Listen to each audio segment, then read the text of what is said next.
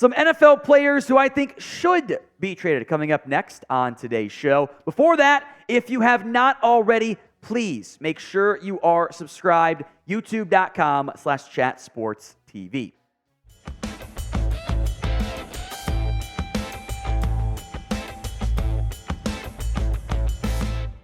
All right, some players who should be dealt. I'm going to begin with Jeudy. And I'll make note, by the way, I will limit myself to no more than 2 players per team. That includes you, Denver, since there's like 8 of those guys who maybe could fall in that bucket. I'll go with Jeudy. Cortland Sutton also makes sense, but Jeudy's got, younger, maybe a little bit more athletic juice, maybe has shown some flashes, was really good down the stretch last year.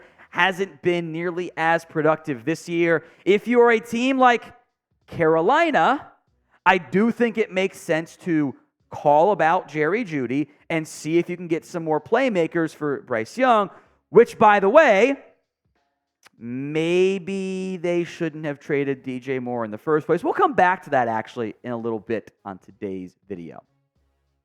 Frank Clark, next up on this list, the Broncos edge rusher. This is a player that, honestly, you can make an argument you can at least keep Jeudy because he's young enough. But keeping a player like Frank Clark actually does not make sense. He's old. He's a veteran pass rusher. That guy does not help you long term. Trade him away. I think it won't be expensive. Someone should call about Frank Clark if they want some pass rush help. Time for my big take one. That is Kirk Cousins. Minnesota, I am a big believer in this. Kirk Cousins is a very good NFL quarterback. He is.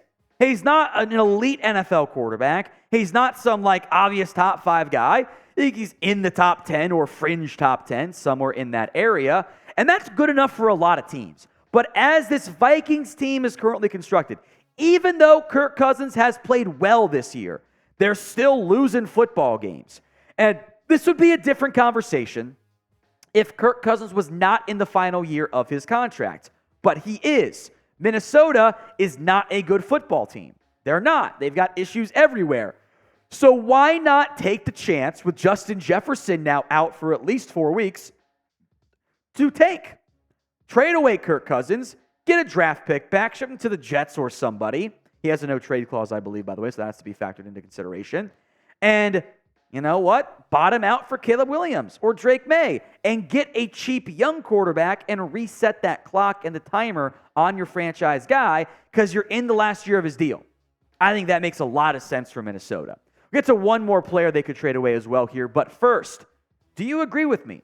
Should the Vikings trade Kirk Cousins? Y for yes, N for no. It's the pinned comment on today's show. If that ad comes here on YouTube, take advantage. Head down there and let me know. Danielle Hunter, next up on our list. Again, this is a very good football player. Hunter, pretty consistently, is going to give you a ton of sacks when healthy. He has almost been a sack per game guy. He's at 6 sacks this year through 5 games. That's awesome. Leads the NFL in tackles for loss. He had 10.5 in a down year in 2022. 2021, come back from injury, 6 sacks in 7 games. 2019, 14.5 sacks. Now, the injuries are a red flag.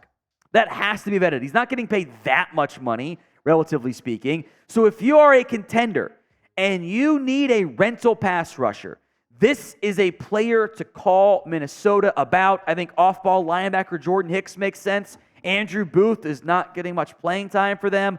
All of those things are absolutely said from that perspective. So we'll see what happens for Danielle Hunter and Minnesota and Kirk Cousins moving forward.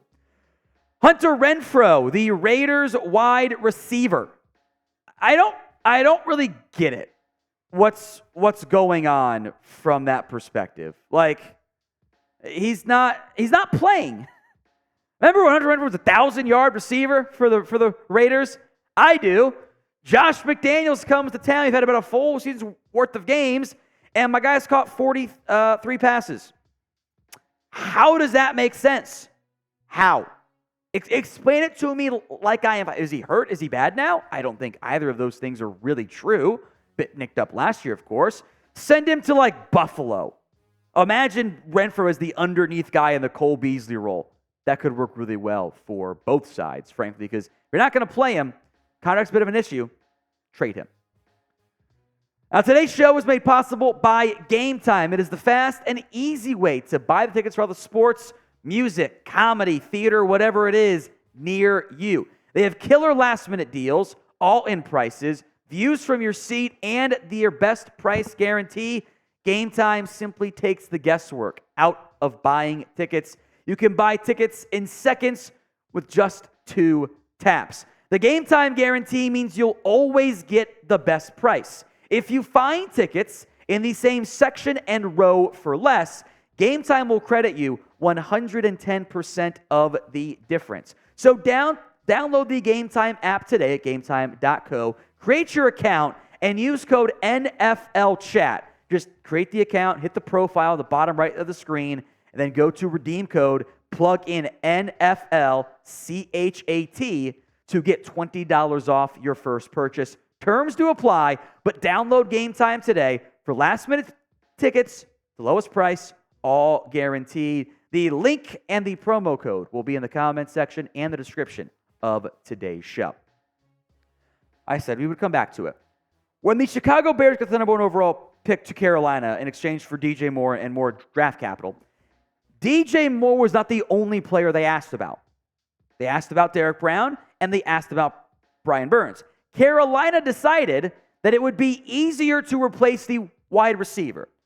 Might not be the most inaccurate statement, except they have not taken a wide receiver who is a part of that impact. They're still trying to find one. And they kept Brian Burns and have not paid him yet. And now it might make sense to shop Brian Burns to get the draft capital to help you get some more help for Bryce Young, which sounds rude, but that's how it was. Burns allegedly wants $28 million a year. Carolina offered 23 per ESPN, all allegedly, of course. That's a pretty sizable gap. Carolina should consider it. Let's go to Budda Baker, the Arizona Cardinals safety. Now, Baker got a restructured deal from Arizona this year. He was placed on IR, has missed some time. He's got to get healthy. There is time before that trade deadline there. Also owed $14.3 million in the final year of his deal. That's a bit of an issue. But Arizona traded away pieces like Isaiah Simmons and others for very little return. Josh Jones. They did not get a lot back for those players. I think they would get more for Budda Baker, but I don't think it would be the premium pick that maybe the Cardinals thought they might get when he first demanded a trade. He's happy for now, but if he comes back in 2 weeks, Arizona's won 1 game still, might make sense to shop him. So prediction time. How many trades happened before this year's NFL trade deadline? Don't count any ones that have happened so far. How many more trades end up happening? Predict it for me in the comments section right now. The Giants thought about Saquon Barkley here, but you might need him to get a feel for if Daniel Jones is good or not. You might need that. Leonard Williams, the defensive lineman out of New York, he is in the final year of his deal. Now, money's a huge issue here. He's owed $18 million. But if the Giants keep bottoming out, you know what could make some sense? Eating a bunch of that money, since it's already accounted for on your books, on your ledger after all, and getting a draft pick back. There are plenty of teams, contenders, that would love a potentially impact defensive lineman, although he has not been the same high-end guy we've seen in the past. We'll see what happens to Leonard Williams. It's a good name to consider for the Giants to shop and for teams to call about if they're looking to add some defensive line talent. To the Chicago Bears here. That is Jaylen Johnson, the cornerback. Again, similar mold as these guys. Last year of his deal has not been paid yet. I think he's a pretty good football player. The Bears' defense is up and down. If the issue for Chicago in particular, unlike maybe Carolina or New York, or especially Arizona, if that regime does not win games, their heads are going to roll. GM Ryan Poles might not stick around. Head coach Matty Eberflus might not stick around. So trading away a good corner helps you lose games, makes sense for a rebuilding team, but you always have to remember that jobs are on the line. So name a player who you would love to see traded. Sound off in the comment section right now. Keep it realistic. No Mahomes, okay? But name a player who you want to see moved. Rashaad Penny is next up here. That is the Eagles running back. I thought he'd be a pretty good player for Philadelphia. Turns out DeAndre Swift is just way better, and Kenny Gainwell's been solid too. Penny might get a shot somewhere else. When healthy, he's been good. I think he would thrive on the Eagles' offensive line, but hasn't gotten a shot yet.